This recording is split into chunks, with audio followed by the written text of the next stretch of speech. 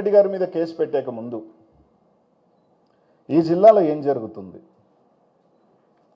గతంలో వైసీపీ ప్రభుత్వంలో జరిగింది అని మాట్లాడుతున్న వీళ్ళందరికీ కూడా నేను చెప్పదలుచుకుంది ఏంటంటే, దాదాపు 150 నుంచి 200 మైన్లు దాకుంటే యాక్టివ్ మైన్స్ ఒక 100 మైన్స్ ఉంటాయి.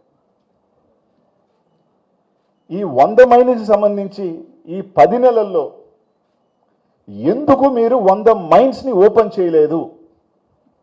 కేవలం 30 మైన్లు మాత్రమే సెలెక్టివ్గా ఎందుకు ఓపెన్ చేశారు అని అడుగుతా ఉన్నా. గతంలో మీరు తీసుకుంటే ప్రభుత్వానికి గండి తగిలిందని మాట్లాడుతూ ఉన్నారు చాలామంది.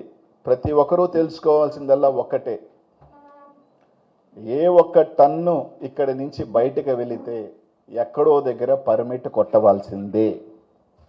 బయటకు వెళ్ళిన ప్రతి టన్నుకి ఖచ్చితంగా గవర్నమెంట్ పర్మిట్ కొట్టే ఉంటారు. ఆ లెక్కన గతంలో 150 కోట్ల దాకా గవర్నమెంట్కి డబ్బులు వస్తే ఇప్పుడు దాదాపు 30-40 కోట్లు కూడా రాల. ఎందుకు?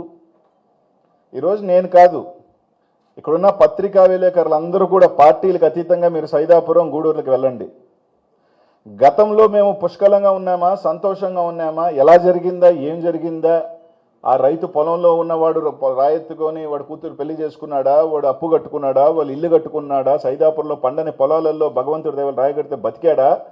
ఈరోజు వందలాది మంది, వేలాది మంది కూలి పని చేసుకొని ప్రతిరోజు నిత్యం కలకల్లాడుతున్నారా? ఈరోజు ఎంతమందికి పనుంది, ఎంతమంది రోడ్డుల మీద పడ్డాడు, ఎంతమంది టిప్పర్ డ్రైవర్లు, మిషన్ డ్రైవర్లు పనులు లేక పరోక్షంగా ప్రత్యక్షంగా ఎన్ని వేల మంది రోడ్డును పడ్డారు 10 నెలల నుంచి అన్నది మీరు ఒక్కసారి మీరు పోయి చూడండి. ఈరోజు నేను ఒకటి అడుగుతా ఉన్నా, ఒక 80 మైళ్ళ నుంచి 100 మైళ్ళు మీరు మూసివేస్తే, ఒక మైన్ మీద ఉదాహరణకి 100 మంది బతికితే ఆ 100 మైళ్ళ మీద 10,000 కుటుంబాలు రోడ్లు పడ్డాయి.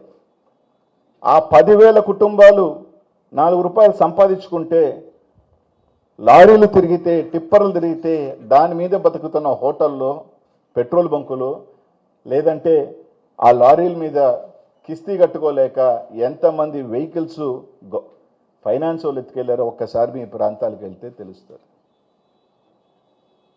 ఒకసారి మీరు వెళ్ళండి. ఊరికినే బురదలు వేయటం, నింద వేయటం. పార్టీలు అక్కడికి వెళ్ళండి. తెలుగుదేశం పార్టీ, మీ పార్టీ వాళ్ళు కూడా ఉన్నారు, వైసీపీ వాళ్ళు కూడా ఉన్నారు. ఇల్లీగల్ జరిగింది, వైసీపీ జరిగింది అని ఒక్కసారి లెక్కేసుకోండి.